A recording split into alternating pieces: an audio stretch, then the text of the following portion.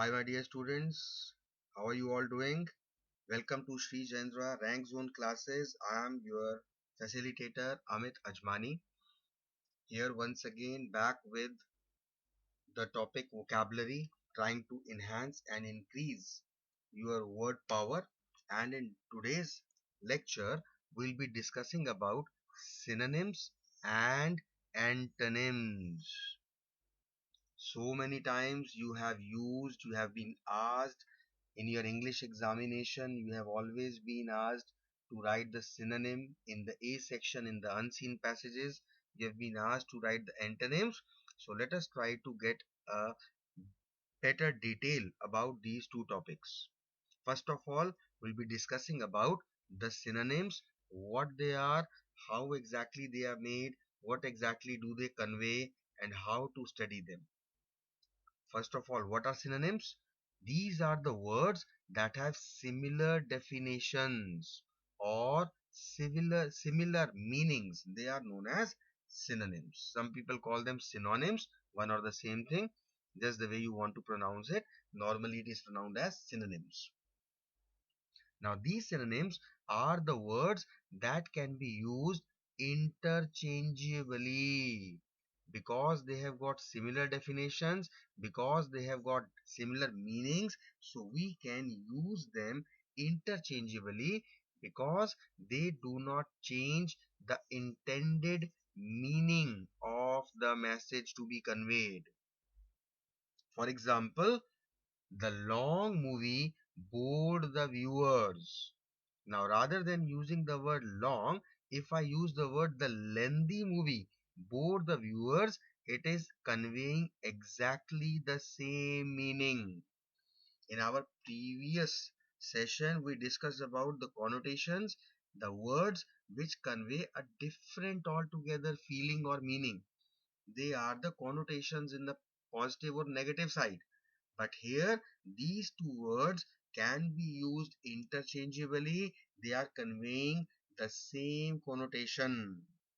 So, lengthy replaced by the word long, but the message of the sentence did not change. Why? Because long and lengthy are synonyms having similar definitions. Clear? Now, we have just said that synonyms can be used interchangeably without a change in meaning of the overall message. But now we'll be contradicting our own statement we have just made. How? A synonym does not always carry a meaning that is exactly the same as the word. As a matter of fact, no two words ever mean exactly the same. There will always be subtle differences, either in the emphasis or the suggestion or the use. So we are using synonyms, interchangeable words conveying same meaning, no change in the meaning, but still depending upon the use, depending upon so many factors. There are so many times when these words do not convey the same meaning. How? Let us take an example. For example, we take the words cost, charge, and fee. Whether it is cost or the charge or the fee, all these three words are used to describe money or the amount we pay for something. But all these three words that we have taken the example of, they have got different connotations and nuisance. How? Let us see. Cost. What is cost? Actually, it is the amount of money that we need to pay to buy or to make or do something. This is the amount which is spent by the buyer. This is the cost. Example, The total cost of the trip was 10,000. So this is to 10,000 is the amount which is to be paid for the trip. You can get a new phone at the cost of 3,000. Just an example. We are not actually relating. Otherwise, you'll be asking, sir, which phone you get for 3,000? Just an example. You can make it 13,000, right? So the cost of the phone, the amount to be paid for this phone is 3,000 or 13,000. They protest against the high cost of living, the amount that is to be paid for making out all the expenses required for living. So this is the meaning of cost. Now, if we try to relate it with the meaning of charge, now what exactly is charge? Charge is an amount of money that is asked in return for goods or services. Now, one or the same thing, agreed. Goods, the mobile phone comes under goods. Okay, so we are paying something for it, but there is a difference. Difference is this is the amount which is requested by the seller or the provider. That, sir, the charges for my all the efforts will be this. For my services, the charges will be this. So this is what the seller is asking for. Let us try to relate with an example. There is a monthly charge of 1,000 for using the lift. Now we are not talking about the cost of using the lift because the lift is not going to cost 1,000. It is a monthly charge, means if we want to use the services of this lift, then we have to pay 1,000. This is what he is asking for from us. There is an admission charge at the club. We have to pay something because at the club they are asking for a particular amount if we want to use the services of the club, right? Next is fee. Now what exactly is fee? Fee is defined as an amount of money that we have to pay for professional advice or services. That is officially set price. Fees is charged by the lawyers. The lawyer charges a high fee for the services that he provides, right? So these fees do not cover accommodation and meals. So this is the fees which is charged by some institution or organization, correct? They are asking it for providing some professional services.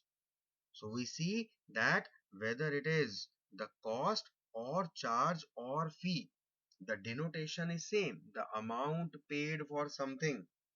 But the amount paid for what? That makes all the difference. If you are buying a product, that is the cost for you. But if you are taking some services, that is the charge you are required to pay. And if it's a professional service you are asking for, then we will use the word fees rather than charge.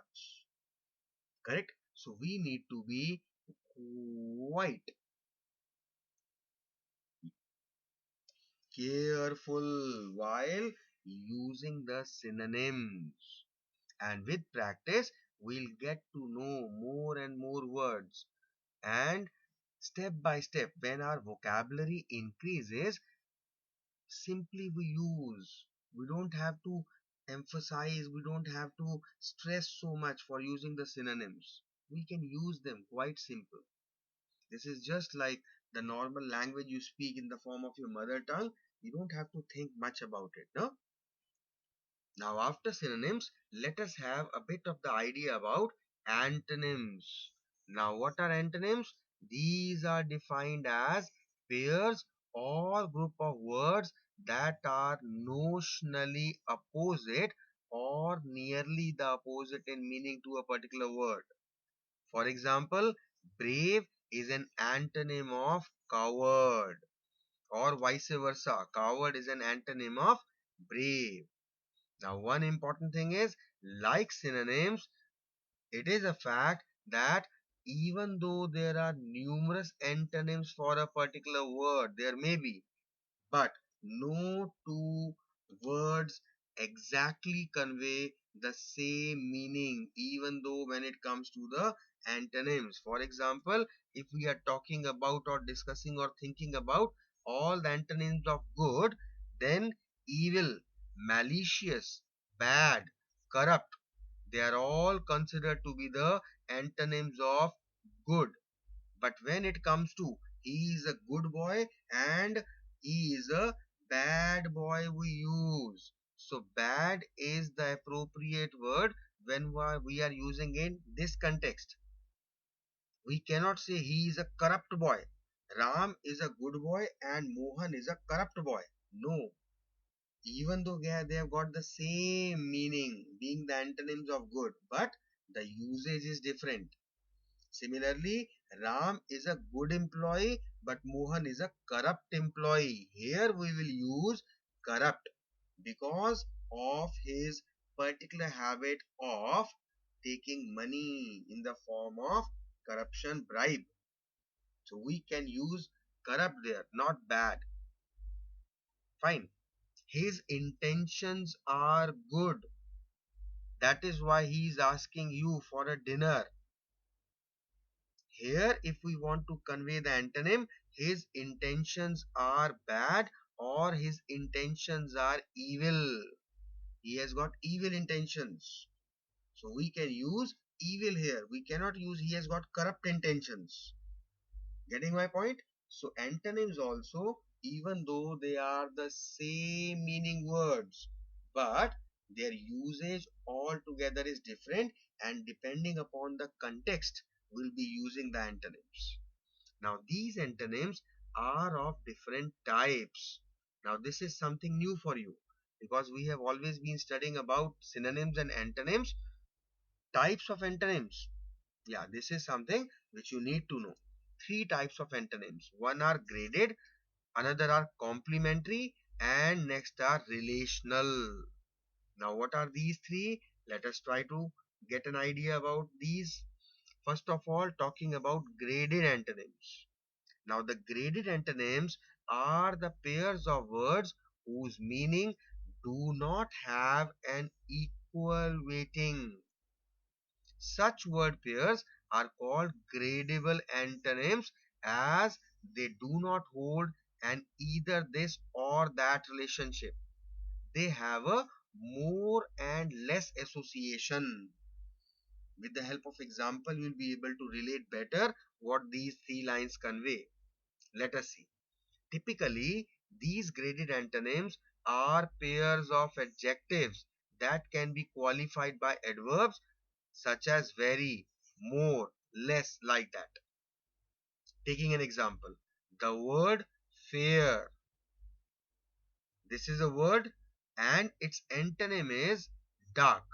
But these two are actually gradable antonyms because fair, fairer, dark, darker, more dark, less dark. We have different levels of being fair and being dark. So that is why they are gradable antonyms. We can grade them like fairer, fairest, darker, darkest, less dark, more dark. He is darker than him. So if someone is not fair, he may still be not dark. He is not fair, but he is not dark. He may be having a whitish complexion. You can't call it being fair, but you cannot call it to be dark. So these are the antonyms which are called graded antonyms. Now the second type of antonyms are complementary antonyms. What are these? These are the pairs of words that are opposite in meaning and cannot be graded. And for such type of complementary antonyms, each word has only one antonym. For example, push is the antonym of pull, push and pull. Right? So these are complementary antonyms. Okay, they have just got one antonym, push, pull. Perfect example. Third ones are the relational antonyms. Now, these are the word pairs where opposites make sense only in the context of the relationship between the two meanings. Means, if we are taking an antonym, it is going to make sense only when we are using it in context of its relationship. For example, borrow and lend. Borrow is taking from someone, lending is giving to someone. Okay, so these are relational antonyms. Similarly, teacher and student. I am teaching you, I am a teacher, you are studying from me, I am giving, you are taking in the form of education. Yeah, of course, in the form of money, you are giving, I am taking. Okay, accepted, agreed. Okay, so this is relational antonyms. Okay, so these are the three types of antonyms. Now, how exactly we make antonyms? Quite often, we can simply use a prefix in order to make an antonym. For example, word is likely, we just add a prefix un and it becomes unlikely, opposite of it. Similarly, symmetrical and asymmetrical, just by using a prefix a, we have made the opposite of it. Entity, non-entity. So this is a simple prefix added which conveys altogether an opposite meaning. Decent, indecent. Like, dislike. Belief, disbelief. Symptomatic, asymptomatic. Correct? So these are prefixes un, a, non, in, dis, a. When we use these prefixes, the meaning altogether becomes opposite. So this is how most of the antonyms are made. Now, talking about synonyms and antonyms, what are the advantages of knowing synonyms and antonyms? You have already seen so many times in your examination. What is the advantage? You get marks. And if you don't write the proper synonym, you lose marks. But practically also they are very important. Why? Because if we know the synonyms and antonyms, they help us to express our ideas clearly. We are able to express a particular thought that is coming into our mind or a particular fact accurately, precisely.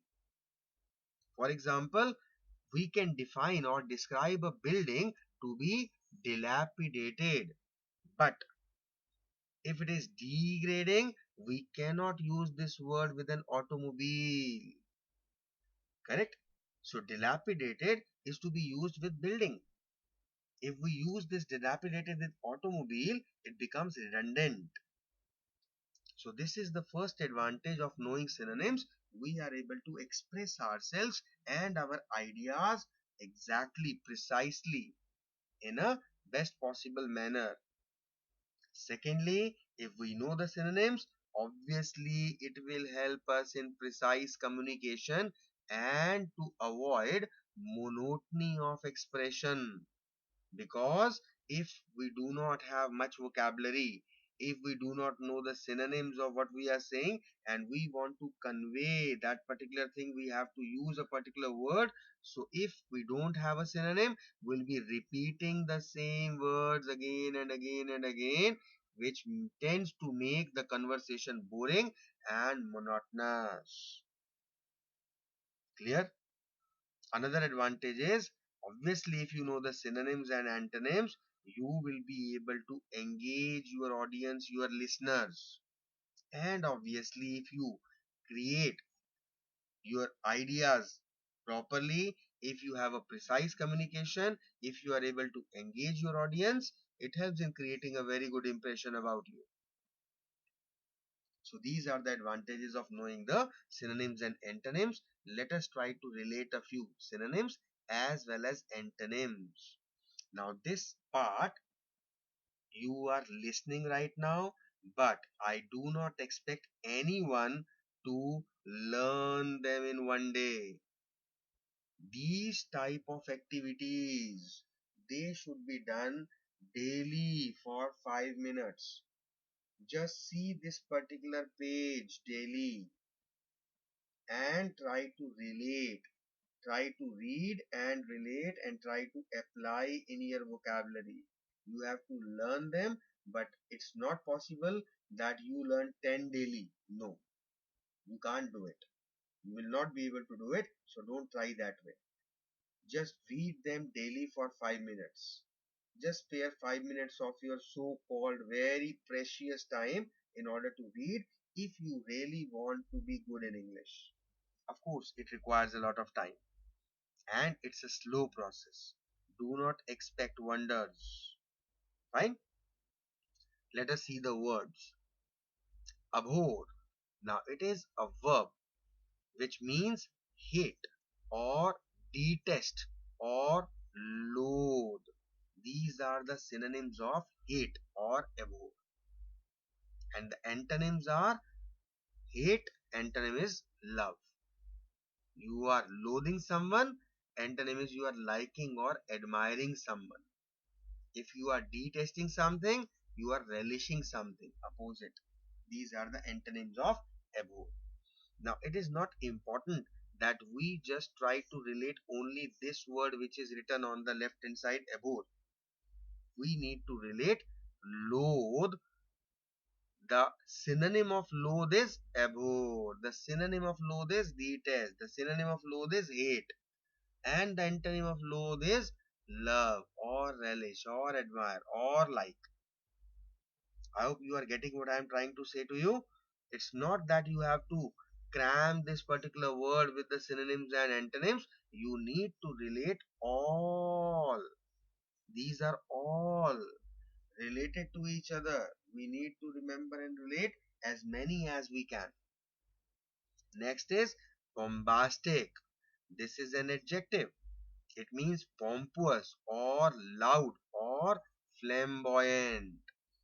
Somebody is pompous. He is basically loud in appreciating his own self. Then we say that he is pompous or bombastic. These are the synonyms. But antonyms are he is dull, he is inactive, he lacks luster, lacks shine. So these are the antonyms. Next word is cacophony. It's used as an adjective. Cacophony refers to harsh sound or disagreeable noise. So these are the synonyms of cacophony and antonyms are euphony, the pleasant sound which is pleasant to the ears. Clear? Next, jovial is an adjective which means cheerful, lively or joyous. And the opposite is sad, morose, dull, unhappy. Okay? Dirty. Dirty is an adjective. Squalid, filthy, unkempt. These all are the synonyms which can be used to convey the idea of being dirty. And the antonyms are clean, hygienic, organized. Verdant is an adjective meaning lush green or grassy or flourishing. The antonyms are infertile, barren, dry, or parched land or a piece of land. Clear? Destitute can be used both as a noun as well as an adjective. It means needy, poor, incapable person. So these are the synonyms of destitute. But the antonyms are rich, affluent, well off people. Financially, who are well off, they are affluent. Next word is incite. It is a verb and the synonyms are to instigate or arouse or to stimulate something, inciting something. But antonyms are calming down, settle, relax, comfort, resolve. These are the antonyms of incite. Next is scanty. The adjective meaning meagre, less. We can also use the synonym dearth. All these mean scanty or less. And the antonyms are abundant, plenty, full of. Next word is palatial.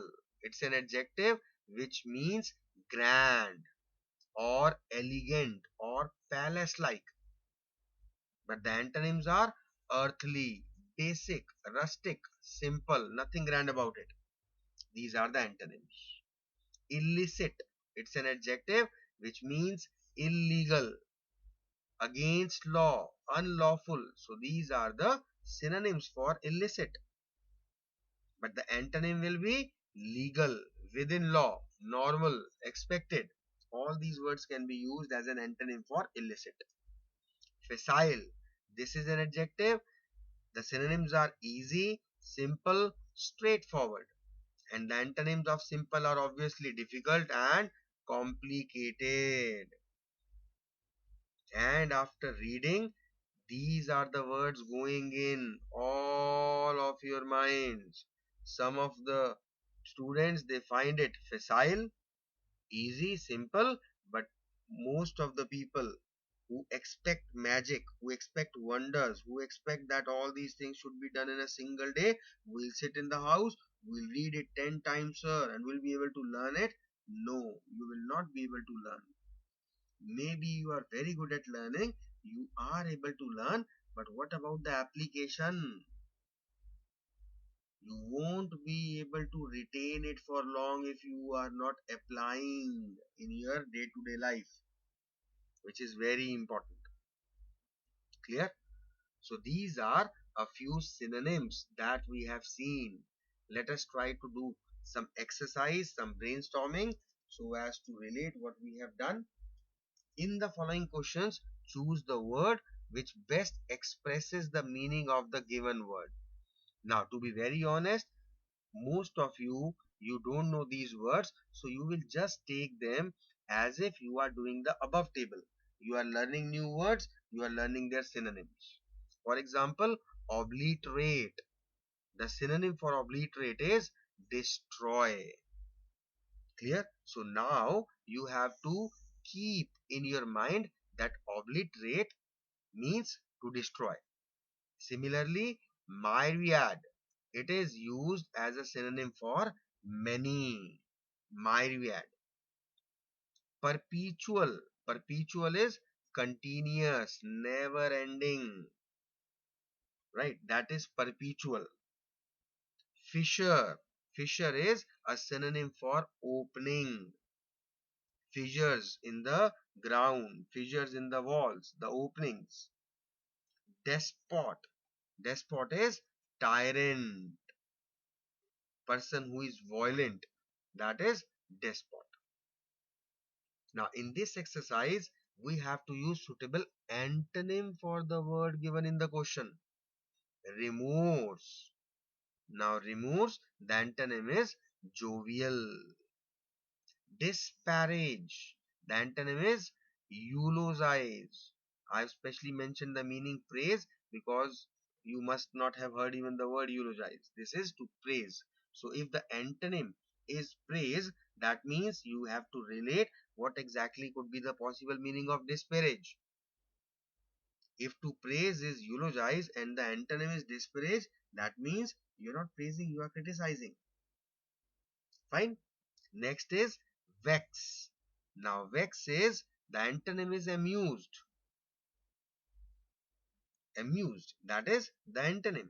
So vex will be not amused. Vex will be irritated, annoyed, angry. Now next is novice. The antonym of novice is experience. So novice means inexperienced or a beginner. A person who is a novice means he is just a beginner. He is inexperienced at something. He still needs to get some experience. Next word, propriety. Propriety, the antonym is indecency. So propriety means decency.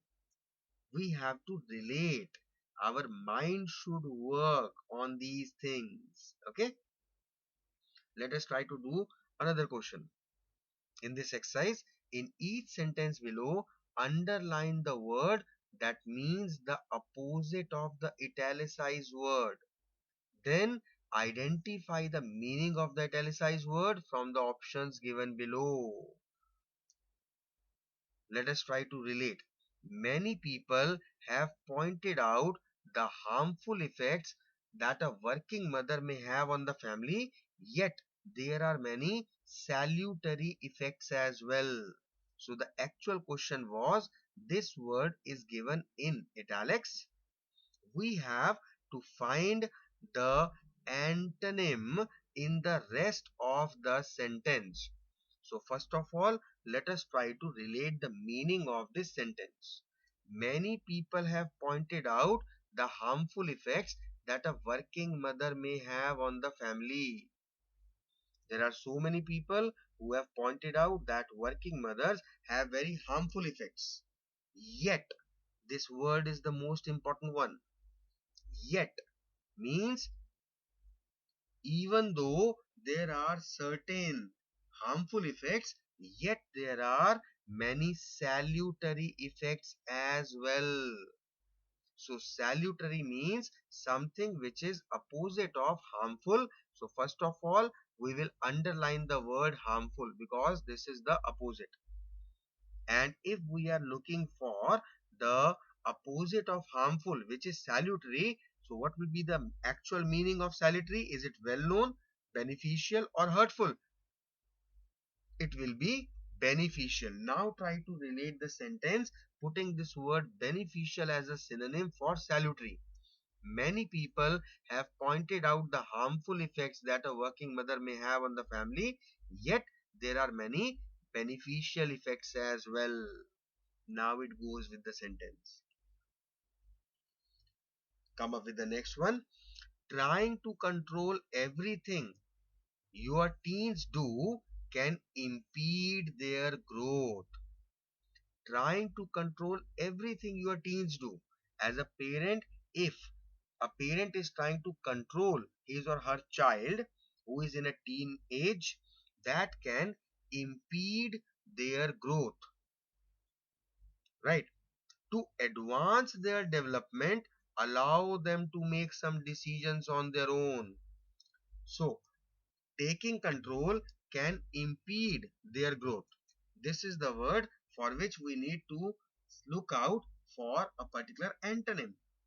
So, our controlling everything, controlling our teens will impede their growth. And if we do not want to impede their growth, means to advance their growth, we have to allow them to make some decisions on their own. So advance we need to underline as the word which is the antonym of impede. And looking at the synonym in the following options, the synonym is hamper, to obstruct, to stop. Here, now try to relate the sentence that trying to control everything our teens are doing, it can hamper their growth. And in order to advance their development, we need to allow them to make some decisions on their own. Now I think you are able to relate better what is actually required and asked in the question. Let us see the next example. During their training, the police officers must respond to simulated emergencies in preparation for dealing with real ones. During their training, because it is a training period going on, the police officers must respond to some kind of emergencies. We don't know the meaning of simulated right now. So these are the kind of emergencies that are created during their training for their betterment so that they can become good officers. So these simulated emergencies should be kept during training in preparation for dealing with the real ones, the real emergencies.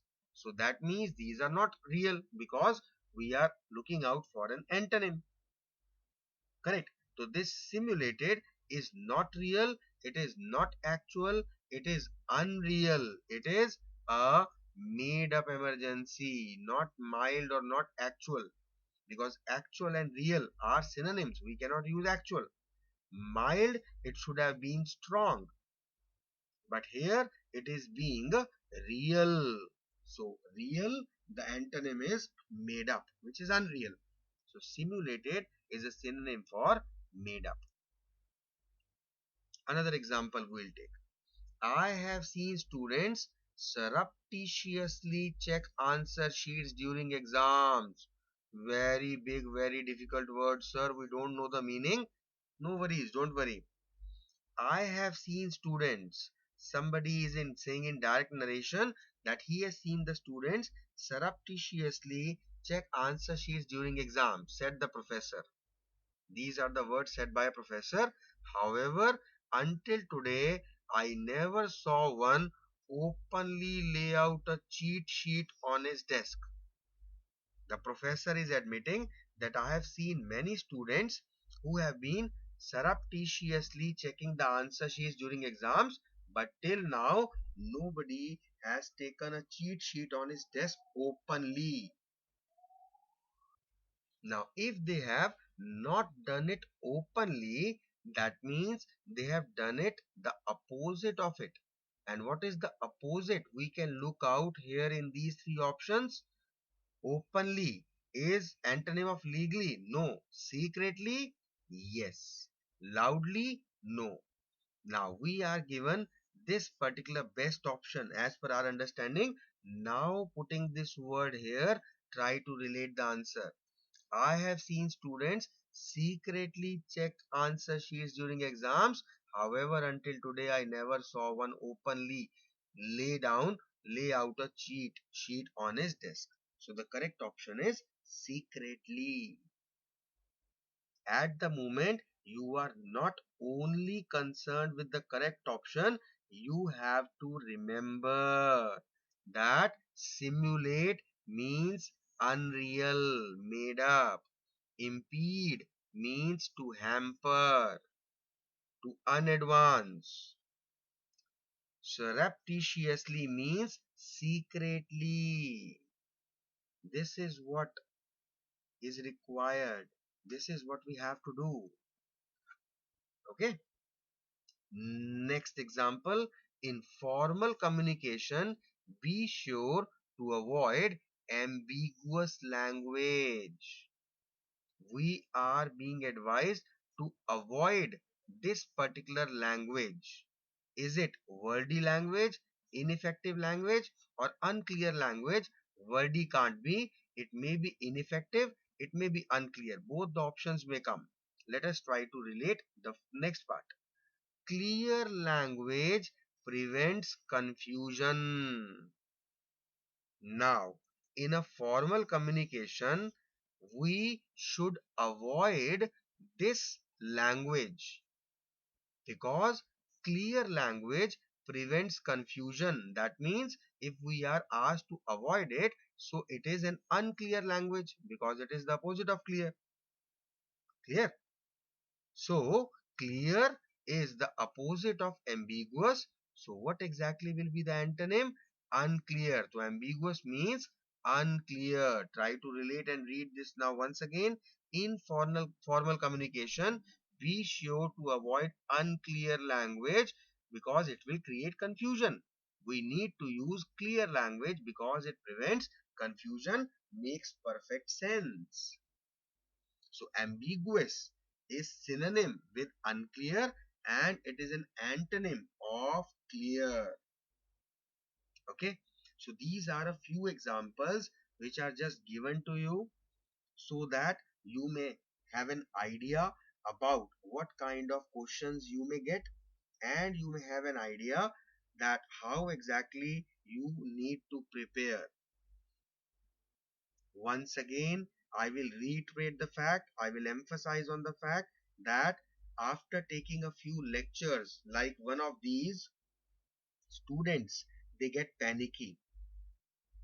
They try to relate, they try to figure out how exactly they are going to read, understand, and learn these words. I understand your problem. Why? Because I have seen hundreds and thousands of students like you. I've been teaching for the past 21 and a half years, more than 21 years. I have taught thousands of students and I've seen them grow. What did they do? This is now a secret that I want to reveal to you, and I've already done. If you remember, in the very first lectures of vocabulary, we talked about this particular topic to be a focusing, time consuming activity. It's a step by step process. You have to be patient, you have to make consistent effort on a daily basis. But the best part is that effort which is required from your side, it only requires maximum 15 minutes of your day. If you are willing to do 15 minutes daily, if you are trying to devote to English, building up your vocabulary consistently for the next 3 months, then I think you will get your answer yourself. You can't even imagine how much improvement will be there if you are working consistently on a daily basis, regularly, just for 10-15 minutes. 15 minutes is maximum, hardly 5-10 minutes daily basis. You go through, you read these words again and again and again and again, and after going through for 10, 15, 20 times, then try to apply them. Apply in your day to day communication.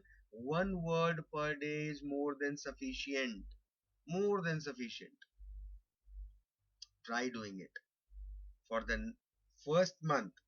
The first 30 days, you will feel as if you have been putting in lot of effort and you're not getting anything.